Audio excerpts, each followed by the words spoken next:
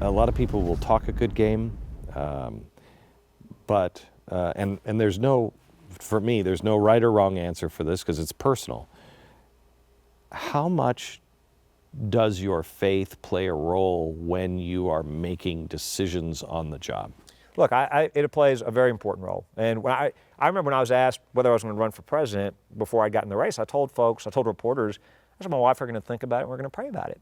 And they kind of recoiled a little bit. They said, well, they don't believe that. No, they were like, well, you mean you're going to go take a poll or do a fundraiser? I said, right. No. I said, I don't know how you make a big decision in life without praying. And we pray as a family and we pray every night. And, I think, I remember we did something called the Response in Louisiana in January. We called in folks. We had thousands of Christians at a basketball arena praying for spiritual revival in our state and our country. It was a day of fasting and prayer, and the media was all there, and they were kept waiting for something controversial to happen, but it wasn't political. It was spiritual.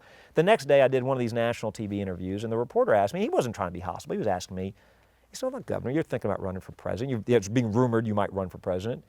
You really think it's appropriate for, and he showed a clip where I got up and said, God wins in the end, and God beats death and Satan, and I said, our leaders have been praying for America in those kinds of terms longer than we've been a country.